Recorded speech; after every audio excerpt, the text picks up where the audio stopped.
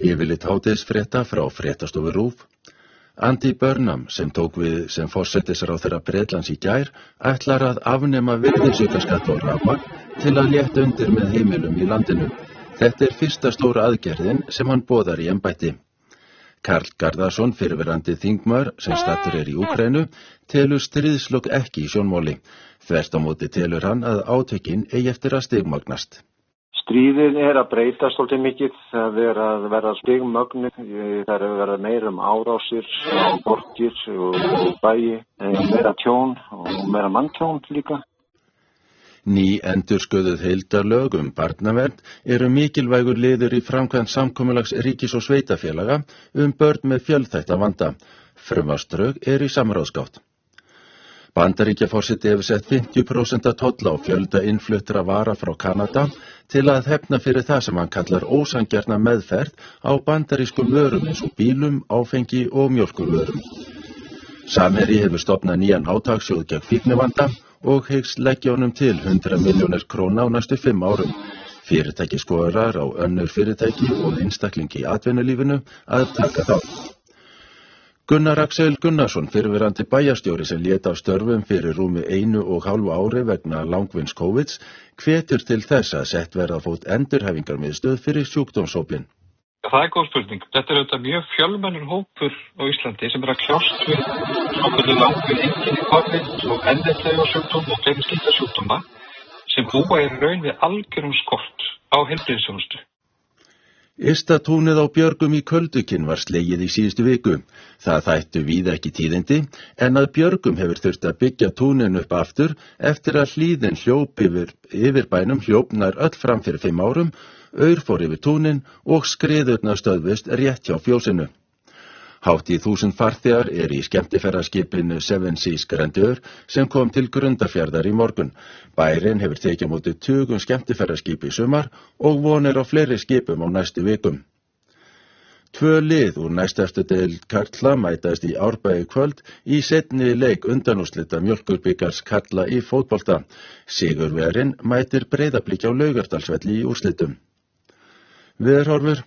Vestan og suðvestan 3–10 metrar á sekúndu í dag, bjart með köflum norðan og austanlands en þokuloft og dálítil súld á suðvestur og vesturlandi. Það gengur í sunnan og suðvestan 8–15 metrar á sekúndu á morgun með rigningu en úrkomulítið austan til á landinu fram eftir degi. Hiti 10–23 stig, hlýjast austanlands.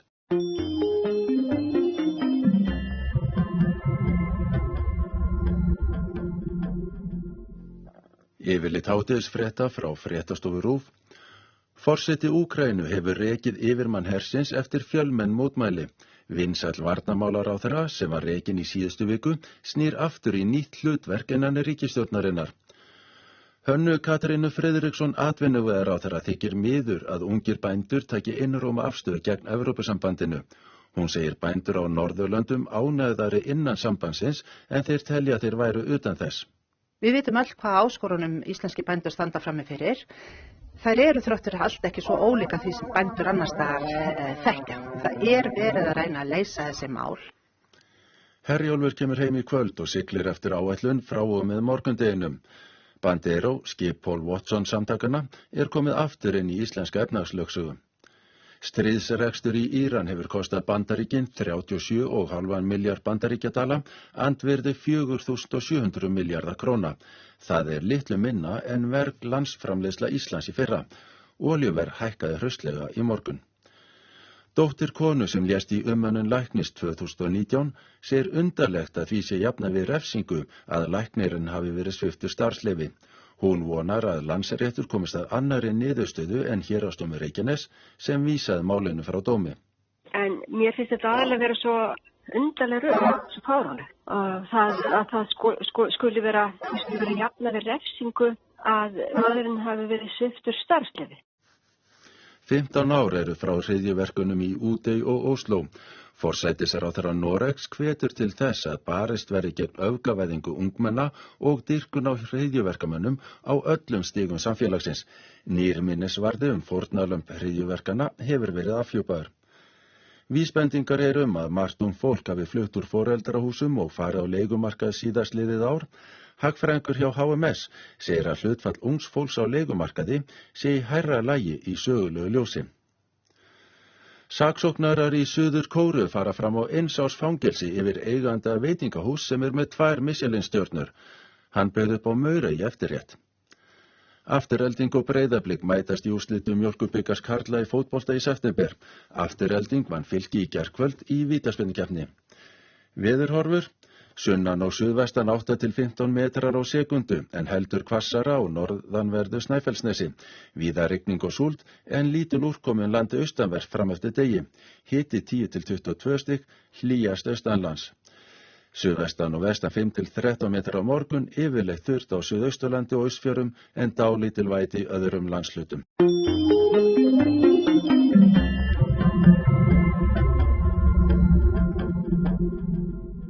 Yfirleitt hádegisfrétta frá fréttastofu RÚV. Verðbólga jókst milli mánaða og mælis 5,3%. Litlar líkur á að hún fari niður fyrir 4,7% markið sem miðað við í kjarasamningum. Og það sem að kannski slær mig núna að verðbólga án húsnæðisliðar líka komin yfir forsendu ákvæði kjarasamninga. Þannig að þetta er orðið annað þungt það. Sagði Halla Gunnarsdóttir, formaður VR.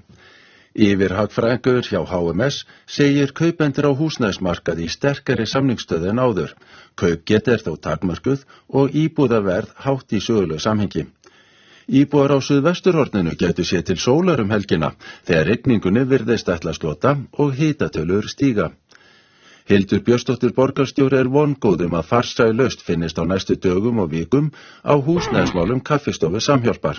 Það auðvitað snúið að finna starfseminni stað, en það mjög mikilvægt að hafi samt sinn örugga stað hér í borginni og að gestir kaffistofunar geti mætt þangað á vísum stað. Bandaríkin og Sádi-Arabía skrifuðu undir 2 kjarnorkusamninga í gær. Þeir tryggja aðgengi bandarískra fyrirtækja að kjarnorkuáætlun Sádi-Araba og gæti orðið til þess að þeir auðgi úran í framtíðinni. Ferðamenn viltust í svarta þoku við Kristínartinda í Vatnajökulsþjóðgarði í nótt.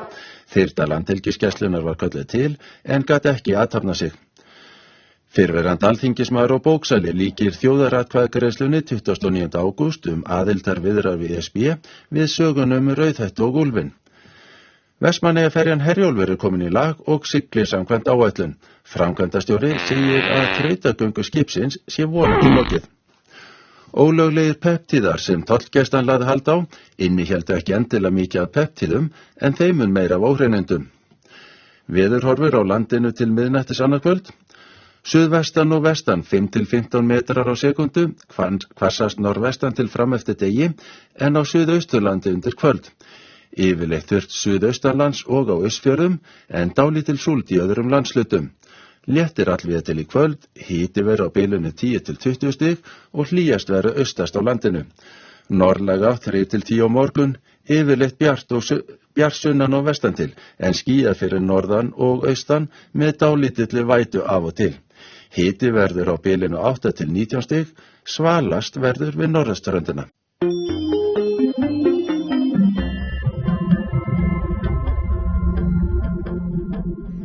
Yfirleitt hádegisfrétta frá fréttastofu RÚV.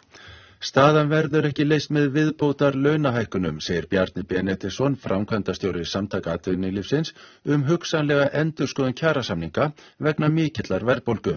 Það hefur smám saman verið að teiknast upp svo mynd að það forsendu ákvæði sem að lýsa til verðbólgunar myndi ekki halda í kjarasamningunum. Forseti Bandaríkjanna hefur lagt 10% toll á innflutning frá 85 löndum. Þetta er önnur tilraun hans til þess, en síðustu tollar voru úrskurðaðir ólöglegir. Í þetta sinn ná þeir ekki til Íslands. Formaður félags hjúkrunarfræðinga segir það ekki koma á óvart að hlutfall hjúkrunarfræðinga á dvalar- og hjúkrunarheimilinu Hraunbúðum Vestmannaeyjum sé undir lágmarksviðmiði til að tryggja öryggi. Mikill léttir sé að rannsókn lögreglu og andláti konu fyrr á árinu hafi verið hætt. Hvít mistur sem leggur yfir víðum land veldur ekki mikilli mengun en dempar þó sólarljós. Veðurfræðingur segir von á hreinu lofti og bláum himni í bráð. Neyðarlínan og fjarskiptastofa kynnti í gær nýtt varanúmer fyrir 112. Ástæðan er vandræði með neyðarsímtöl eftir að slökkt var á annarar og þriðju kynslóðskerfum landsins. Sum símtæki virðast geta hringt í 7-stafa símanúmer en ekki í neyðarlínuna. Líf og fjör verður land allt helgina þegar bæjar- og menningarhátíðir laða þúsundir gesta til sín, frá bræðslunni og mærutum til Reykholtshátíðar og elsi í Húnaþingi. Fólk sé bara svolítið að uppgöta Hvammstanga. Við erum ekkert lengra frá þetta og þetta er ekkert verið en eitthvað annað. Þetta er bara æðislegt og allir taka vel á móti þér og hérna er allt til alls. Sagði Patrekur Óli Gústafsson, viðburðarstjóri Els í Húnaþingi. Valur og Stjarnan áttu góða leiki í forkeppni sambandsdeildar Evrópu í fótbolta í gærkvöld og unnu bæði sína leiki. Jürgen Klopp var kynntur til leiks sem nýr landsliðsþjálfari Þýskalands. Hann hóf tíma sinn í starfi með því að vara fjölmiðla við. Veðurhorfur: breytileg átt 3-10 metrar á sekundu, skýjað með köflum og lítilsháttar rigning af og til, en bjart norðanlands fram eftir degi. Það snýst smám saman í norðlæg átt, fyrst norðan til. Hiti verður á bilinu 9-15 stig í dag, það léttir til vestanlands undir kvöld en hvessir heldur eystra. Norðvestan 8-13 og dálítil væta fyrir norðan og austan á morgun, annars verður mun hægari norðlæg átt og víða léttskýjað. Hiti verður á bilinu 8-19 stig, svalast við norðurströndina.